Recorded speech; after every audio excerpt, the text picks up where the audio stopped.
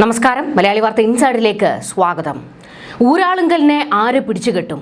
CPMന്റെ സ്വകാര്യ ട്രഷറിയായ ഊരാളുങ്കൽ നിർമ്മിച്ച വീടുകളാണ് ചോർന്നത്. ചൂരൽമല ഉരുൾപൊട്ടലിൽ വീട് നഷ്ടപ്പെട്ടവർക്ക് സർക്കാർ നിർമ്മിച്ച വയനാട് ടൗൺഷിപ്പിലെ വീടുകളിലാണ് വിള്ളൽ സംഭവിച്ചിരിക്കുന്നത്.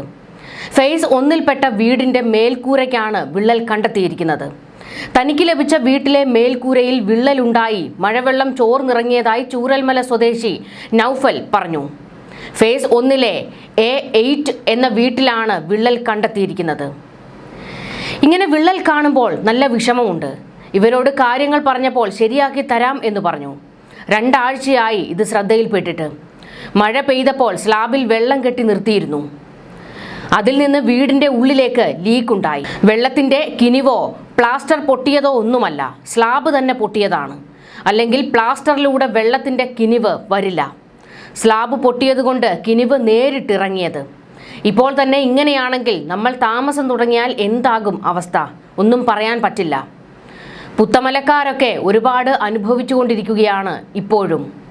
അത് കണ്ടിട്ട് നമുക്കിപ്പോൾ ഇവിടെ വരുമ്പോൾ മാനസികമായിട്ട് ഭയങ്കര വിഷമമുണ്ട് എന്ന് നൌഫൽ പ്രതികരിച്ചത്. ഇവരുടെ പണിക്കാരുടെ അടുത്ത് ഞാൻ കംപ്ലൈൻറ്റ് പറഞ്ഞിരുന്നു. എഞ്ചിനീയറോട് ഞാൻ പറഞ്ഞപ്പോൾ അവരതിൽ പുട്ടിയിട്ട് പോയി. ബാക്കിയുള്ള വീടുകളിലൊക്കെ തുറന്നിട്ടിട്ട് ഈ വീട് മാത്രം പൂട്ടിയിട്ടിട്ടാണ് പോയത്. ഇപ്പോഴാണ് ഒന്ന് തുറന്നു തന്നത്. 100% ആശങ്കയുണ്ട്. ഇതുപോലെ ഒരുപാട് വീട്ടിലുണ്ടാകും ഓരോ പ്രശ്നങ്ങൾ. അവരൊക്കെ വന്നു നോക്കിയാൽ അവർക്ക് കാര്യങ്ങൾ മനസ്സിലാകും. ഇവിടെ ഡോറിന്റെ സൈഡും പൊട്ടിയിട്ടുണ്ട്. ഡോർ മാറ്റി തരാമെന്ന് അവർ പറഞ്ഞിട്ടുണ്ടെന്നും നൌഫൽ പ്രതികരിച്ചു. അതേസമയം വീടിന്റെ മേൽക്കൂരയിൽ ഉണ്ടായതിനെ വിള്ളൽ എന്ന് പറയാൻ താൻ ആഗ്രഹിക്കുന്നില്ല എന്ന് ഊരാളുങ്കൽ ടൗൺഷിപ്പ് CEO അരുൺ മാധ്യമങ്ങളോട് പ്രതികരിച്ചു. അതിൽ ആശങ്ക വേണ്ടതില്ല. ഷ്രിങ്കേജ് ക്രാക്ക് എന്ന് പറയുന്നതാണ് സംഭവം. അത് താപനില കൂടിയതുകൊണ്ട് പറ്റുന്ന ഒരു കാര്യമാണ്. അഡീഷണൽ വാട്ടർ പ്രൂഫും സ്ക്രീഡ് കോൺക്രീറ്റും ചെയ്യാനുണ്ട്. പ്രശ്നങ്ങളെല്ലാം പരിഹരിച്ചിട്ട് വീടുകൾ കൈമാറും എന്ന് ഇദ്ദേഹം പറയുന്നു. കിഫ്കോണിന്റെ ടീമുണ്ട്, നമ്മുടെ ക്വാളിറ്റി കൺട്രോൾ ടീമുണ്ട്. ഇവർ വന്ന് മൈക്രോസ്കോപ്പ് വെച്ചിട്ടാണ് ഓരോ കാര്യങ്ങളും നോക്കുന്നത്. അപ്പോൾ അതിനകത്ത് 80 സ്നാഗോളം ഒക്കെ വരും. ഈ കാര്യങ്ങളൊക്കെ അറ്റൻഡ് ചെയ്തിട്ടേ നമുക്ക് കൊടുക്കാൻ പറ്റൂ. ജലസംഭരണികളും മാലിന്യ സംവിധാനവും പൂർത്തിയായാൽ മാത്രമേ താമസിക്കാൻ കഴിയൂ എന്ന് അദ്ദേഹം പറയുന്നു. മുണ്ടക്കൈ ചൂരൽമല ഉരുൾപൊട്ടൽ ദുരന്ത ബാധിതർക്കായി എൽസ്റ്റൺ എസ്റ്റേറ്റിൽ നിർമ്മാണം പുരോഗമിക്കുന്ന ടൗൺഷിപ്പിലെ 2 വീടുകളിലാണ് വിള്ളലുണ്ടായത്. ഫേസ് 1 ഗുണഭോക്താക്കൾക്കുള്ള സോൺ 1-ലെ 2 വീടുകൾക്കാണ് വിള്ളലുകളുള്ളത്. ചൂരൽമല സ്വദേശി നൌഫലിന് ലഭിച്ച സോൺ 1-ലെ 8-ാം നമ്പർ വീടിന്റെ മേൽക്കൂരയിലാണ് ഇത് കണ്ടെത്തിയിരിക്കുന്നത്. നിർമ്മാണ ചുമതലയുള്ള Uralungal labour contract cooperative society അധികൃതരെ കണ്ട് നൌഫൽ പരാതി അറിയിച്ചതോടെ മേൽക്കൂരയിൽ ലീക്ക് പ്രൂഫ് പ്രവൃത്തി നടത്തി. തൊട്ടപ്പുറത്തെ വീട്ടിലും സമാനമായ രീതിയിൽ വിള്ളൽ ഉണ്ടായിട്ടുണ്ട്. ഉരുൾപൊട്ടലിനെ വരെ പ്രതിരോധിക്കാൻ ഉതകുന്ന വീടാണ് നിർമ്മിക്കുന്നതെന്ന് സർക്കാരിന്റെ വാദം നിലനിൽക്കുമ്പോഴാണ് നിർമ്മാണത്തിന് തൊട്ടു പിന്നാലെ വീടുകൾക്ക് വിള്ളൽ വീണിരിക്കുന്നത്. വയനാട് ദുരന്ത പുനരധിവാസത്തിന്റെ മറവിൽ സമാനതകളില്ലാത്ത കൊള്ളയാണ് സർക്കാർ നടത്തിയിട്ടുള്ളത് എന്ന ആരോപണവുമായി കോൺഗ്രസ് നേതാവ് രാജു P. നായർ രംഗത്തെത്തി. ടൗൺഷിപ്പ് ഉദ്ഘാടനം നടത്തിയപ്പോൾ 5 വീടുകൾ പോലും പൂർത്തിയായിട്ടില്ലെന്നും താമസയോഗ്യമല്ലാത്ത വീടുകളുടെ താക്കോൽ കൈമാറ്റം നടത്തിയത് എന്തിനാണെന്ന് മുഖ്യമന്ത്രി വ്യക്തമാക്കണമെന്നും ഫേസ്ബുക്കിൽ പങ്കുവച്ച കുറിപ്പിൽ രാജു P. നായർ ആവശ്യപ്പെട്ടു. 774 കോടിയോളം രൂപയിൽ നിന്ന് 167 കോടി മാത്രമാണ് വയനാടിന് വേണ്ടി ചെലവാക്കിയതെന്നും എന്തിനാണ് 606 കോടി രൂപ ചെലവാക്കാതെ വെച്ചിരിക്കുന്നതെന്നും കോൺഗ്രസ് നേതാവ് ചോദിക്കുന്നു. ദുരന്തത്തിന്റെ പേരിൽ ജനങ്ങളിൽ നിന്ന് പിരിച്ച പണത്തെ സംബന്ധിച്ചും ദുരിതാശ്വാസത്തെക്കുറിച്ചും ഉത്തരങ്ങൾ നൽകാൻ ബാധ്യസ്ഥമായ സർക്കാരിനോട് ചോദ്യങ്ങൾ ഉന്നയിച്ച് സമ്മർദ്ദത്തിലാക്കാതെ പ്രതിപക്ഷ പാർട്ടിയെ വിമർശനത്തിന്റെ കൂരമ്പുകൾ എയ്ത് കേരളത്തിലെ മാധ്യമങ്ങൾ സത്യത്തിൽ ചെയ്തത് ചൂരൽമല മുണ്ടക്കൈ ദുരന്ത ബാധിതരോടുള്ള കടുത്ത വഞ്ചനയാണ്. ഒരധികാരവുമില്ലാത്ത പ്രതിപക്ഷ പാർട്ടിയായ കോൺഗ്രസ് സ്വമേധയാ ഏറ്റെടുത്ത സന്നദ്ധ പ്രവർത്തനത്തിന്റെ പോരായ്മകൾക്ക് പുറമേ നടന്ന് ലോകമെമ്പാടുമുള്ള ജനങ്ങളും ഇതര സർക്കാരുകളും MP-മാരും MLA-മാരും നൽകിയ പൊതുപണത്തിന്റെ അക്കൗണ്ടബിലിറ്റിയിൽ നിന്ന് ഈ സർക്കാരിനെ രക്ഷിച്ചെടുക്കുകയായിരുന്നു സംഭവിച്ചത്. വർഷം 2 ആകുമ്പോഴും ആദ്യഘട്ട വീടുകളിൽ പോലും 40 എണ്ണം മാത്രമാണ് തയ്യാറായത് എന്നാണ് ഇപ്പോൾ മാധ്യമ റിപ്പോർട്ടുകൾ പറയുന്നത്. താക്കോൽ കൈമാറ്റ ചടങ്ങ് നടക്കുന്നതിന് തലേ ദിവസം 5 എണ്ണം പോലും പൂർത്തിയായിരുന്നില്ല എന്നത് ഞാൻ നേരിട്ട് കണ്ടതുമാണ്. അങ്ങനെയെങ്കിൽ ദുരിതബാധിതരുടെ ആത്മാഭിമാനത്തെ പോലും അപമാനിച്ചുകൊണ്ട് എന്തിനാണ് താമസയോഗ്യമല്ലാത്ത വീടുകളുടെ താക്കോൽ കൈമാറ്റം നടത്തിയത് എന്ന് മുഖ്യമന്ത്രി വ്യക്തമാക്കണം. 774 കോടിയോളം രൂപ വയനാട് ദുരിതാശ്വാസത്തിന് മാത്രമായി ജനങ്ങൾ നൽകിയതിൽ 2 വർഷമാകുമ്പോഴും ചെലവാക്കിയത് ഇതുവരെ 167 കോടി മാത്രമാണ്. എല്ലാം നഷ്ടപ്പെട്ട ജനതയ്ക്ക് വേണ്ടി ജനങ്ങൾ നൽകിയ പണം എന്തിനാണ് 606 കോടി ചെലവാക്കാതെ വെച്ചിരിക്കുന്നത്? അണ്ണയ്യൻ എന്ന കർഷകനെ ഞാൻ നേരിട്ട് കണ്ടിട്ടുള്ളതാണ്. 2 ഏക്കറോളം കൃഷി ചെയ്തിരുന്ന മാസം 10,000ങ്ങളുടെ വരുമാനമുണ്ടായിരുന്ന അദ്ദേഹം ഇന്ന് കൽപ്പറ്റ ടൗണിൽ ഓട്ടോറിക്ഷ ഓടിച്ച് ജീവിക്കുകയാണ്.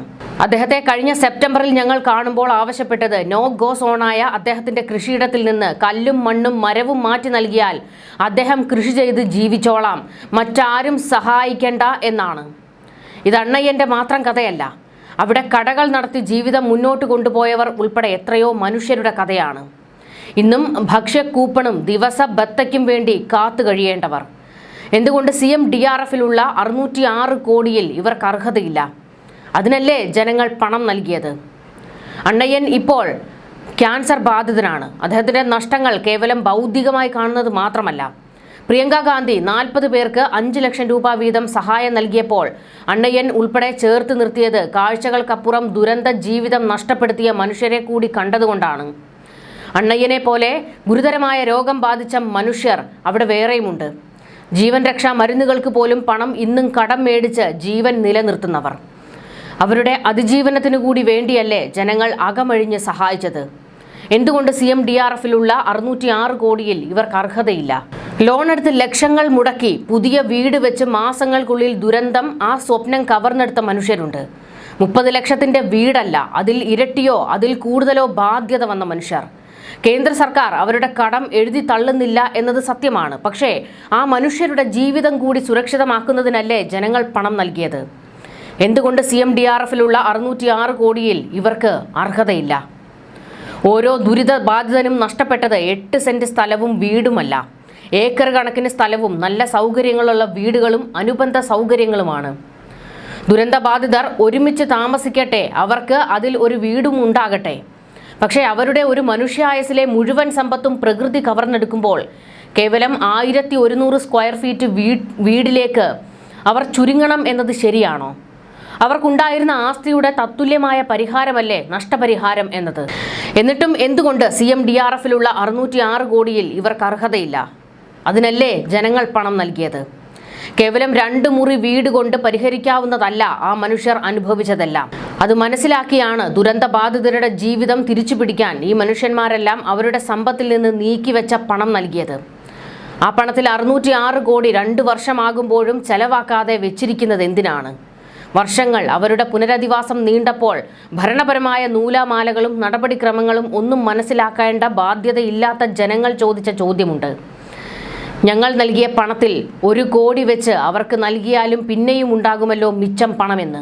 അന്ന് സർക്കാരും PR സേനയും അതിനെ പ്രതിരോധിച്ചത് അവർക്ക് ടൗൺഷിപ്പ് ഉണ്ടാക്കാൻ പണം വേണ്ടേ എന്ന വാദം നിരത്തിയാണ്. ആശുപത്രി, സ്കൂള്, അങ്കണവാടി, ബാങ്ക് മുതൽ ഒരു ചിത്രം വരച്ചു കാട്ടി 774 കോടി അവർക്കാണെന്ന് വിശ്വസിപ്പിച്ചു. അവർ പറയാതിരുന്നത് CMDRF മാത്രമല്ലാതെ മറ്റൊരു പിരിവ് കൂടി നടക്കുന്നുണ്ട് എന്നതാണ്. ഈ പോസ്റ്റിനൊപ്പം ചേർത്തിരിക്കുന്നത് കർണാടക സർക്കാർ രാഹുൽ ഗാന്ധിയും പ്രിയങ്ക ഗാന്ധിയുടെയും അഭ്യർത്ഥന പ്രകാരം നിർമ്മിച്ചു നൽകാമെന്നേറ്റ 100 വീടുകൾക്കുള്ള 20 കോടി രൂപ നൽകുന്നതിനുള്ള ഉത്തരവാണ്. ഈ പണം നൽകിയത് വയനാട് ടൗൺഷിപ്പ് പ്രോജക്റ്റ് ഇംപ്ലിമെന്റേഷൻ യൂണിറ്റിലേക്കാണ്. നമുക്കറിയാവുന്ന DYFIയുടെയും സംശയത്തിന്റെ നിഴലിൽ നിൽക്കുന്ന 20 കോടി രൂപയും ഈ അക്കൗണ്ടിലാണ് മേടിച്ചത്. ഊരാളുങ്കലിന് 299 കോടി രൂപയുടെ കരാറിന്റെ ഭാഗമായി സാധാരണ അഡ്വാൻസ് തുക കൊടുക്കാറില്ല. സർക്കാർ പകുതി പണമെങ്കിലും ഇതിനോടകം നൽകിയിട്ടുണ്ടെന്ന് കരുതിയാലും 150 കോടിക്ക് മേൽ ആ അക്കൗണ്ടിൽ വന്നിട്ടുണ്ടാകണം. CMDRFിൽ നിന്നും ചിലവാക്കിയിട്ടുള്ളതിന്റെ കണക്കിൽ ടൗൺഷിപ്പിന് സ്ഥലം ഏറ്റെടുക്കുന്നതിനും വൈദ്യുതി ലൈൻ വലിക്കുന്നതിനും വയനാട് ടൗൺഷിപ്പ് പ്രോജക്റ്റിന്റെ ഓഫീസ് ആവശ്യത്തിനുമുള്ള പ്രാഥമിക ചെലവുകൾക്കല്ലാതെ പണം നൽകിയതായി കാണുന്നില്ല. അപ്പോൾ സമാന്തരമായി പണം വന്ന വയനാട് ടൗൺഷിപ്പ് ഇംപ്ലിമെന്റേഷൻ യൂണിറ്റിലെ അങ്കമാലിയിലെ കാനറ ബാങ്ക് അക്കൗണ്ടിൽ എത്ര പണം വന്നു എന്നറിയാൻ ഈ ദുരിതബാധിതർക്ക് അവകാശമില്ലേ? കേരളത്തിലെ ജനങ്ങൾക്ക് അവകാശമില്ലേ? ഇതായിരുന്നു രാജുവിൻ്റെ പോസ്റ്റ്. സർക്കാരിനെ കടന്നാക്രമിച്ചുകൊണ്ടായിരുന്നു രാജു P. നായർ പല ചോദ്യങ്ങളും ഉന്നയിച്ചിരിക്കുന്നത്. വയനാട് ദുരിതവുമായി ബന്ധപ്പെട്ട് സർക്കാരിൻ്റെ മുഖ്യമന്ത്രിയുടെ അക്കൗണ്ടിലേക്ക് വന്ന, അതായത് ദുരിതാശ്വാസ നിധിയിലേക്ക് വന്ന പണത്തിൻ്റെ കണക്കുകൾ സർക്കാർ ഇപ്പോഴും ഒളിപ്പിക്കുകയാണ് എന്നുള്ള വിമർശനമാണ് ഉയരുന്നത്. സർക്കാരിൻ്റെ സ്വന്തം സ്ഥാപനമായ ഊരാളുങ്കലിനാണ് കഴിഞ്ഞ 10 വർഷമായി വിവിധ നിർമ്മാണ പ്രവർത്തനങ്ങളുടെ ചുമതല. നിർമ്മാണ പ്രവർത്തനങ്ങൾ എന്നാൽ കോടികൾ എന്നാണ് അർത്ഥം. സമാന്തരമായി സർക്കാരിന് വേണ്ടി പ്രവർത്തിക്കുന്ന സ്ഥാപനമാണിത്. കിഫ്ബി ഉൾപ്പെടെയുള്ള പദ്ധതികൾ സർക്കാർ നടപ്പിലാക്കുന്നത് ഊരാളുങ്കൽ വഴിയാണ്. ഒരു തരത്തിലുള്ള ഓഡിറ്റും ഇതിന് ബാധകമല്ല. ആരെയും ഊരാളുങ്കലിനെ ഭയവുമില്ല. മുഖ്യമന്ത്രിയുടെയും സർക്കാരിൻ്റെയും പൂർണ്ണ പിന്തുണ ഊരാളുങ്കലിനുണ്ട്. വിവിധ വികസന പ്രവർത്തനങ്ങൾക്കായി സർക്കാർ മുടക്കിയ കോടികൾ ചെന്നെത്തിയത് ഈ കമ്പനിയുടെ പോക്കറ്റിലേക്കാണ്. പണ്ട് ഉമ്മൻചാണ്ടി സർക്കാരാണ് ഊരാളുങ്കലിന് വിവിധ നിർമ്മാണ കരാറുകൾ നൽകി തുടങ്ങിയത്. ഇടതുമുന്നണി സർക്കാർ അധികാരത്തിലെത്തിയതോടെ അത് സ്ഥിരം കലാപരിപാടിയായി മാറിക്കഴിഞ്ഞു. വയനാട് വെച്ച് സർക്കാർ തെരഞ്ഞെടുപ്പ് പ്രചാരണവും നടത്തി എന്നുള്ള വിമർശനം പല കോണിൽ നിന്ന് ഉയർന്നു വന്നിരിക്കെ ഇപ്പോൾ നിർമ്മിച്ചു കൊടുത്ത വീടുകളിൽ വിള്ളലുണ്ട് എന്നുള്ള വലിയൊരു വിമർശനം പുറത്തേക്ക് വരുമ്പോൾ അതിനെ CPM സർക്കാരും ഇനി എങ്ങനെ നേരിടും? നിസ്സാര വിഷയമല്ല. എല്ലാം നഷ്ടപ്പെട്ടു പോയ മനുഷ്യർക്ക് വേണ്ടി നമ്മൾ നിർമ്മിച്ചു കൊടുക്കുന്ന വീടുകളാണ്. അതിന് ഒരു കോട്ടവും സംഭവിക്കാൻ പാടില്ല. കാരണം ഇതൊന്നും ഈ പറയുന്ന CPMകാരുടെ കുടുംബത്തിൽ നിന്നോ അല്ലെങ്കിൽ മുഖ്യമന്ത്രിയുടെ കുടുംബത്തു നിന്നോ സർക്കാരിലെ ഏതെങ്കിലും മന്ത്രിമാരുടെയോ MLAമാരുടെയോ കുടുംബത്തിൽ നിന്നോ എടുക്കുന്നതല്ല. ഈ പണം മുഴുവൻ ഇവിടുത്തെ ജനങ്ങൾ കൊടുത്തതാണ്. അപ്പോൾ ജനങ്ങളെ കൃത്യമായ കണക്ക് ബോധിപ്പിക്കാനുള്ള ഉത്തരവാദിത്വം മുഖ്യമന്ത്രിക്കുണ്ട്. ചോദ്യങ്ങൾ ചോദിക്കുമ്പോൾ കടക്ക് പുറത്ത് വീട്ടിൽ പോയി ചോദിക്കുക എന്നുള്ള മറുപടിയൊന്നും വേണ്ട. കൃത്യം ഉത്തരം വേണം. ന്യൂസ് ഡെസ്ക് മലയാളി വാർത്ത ഇൻസൈഡ്.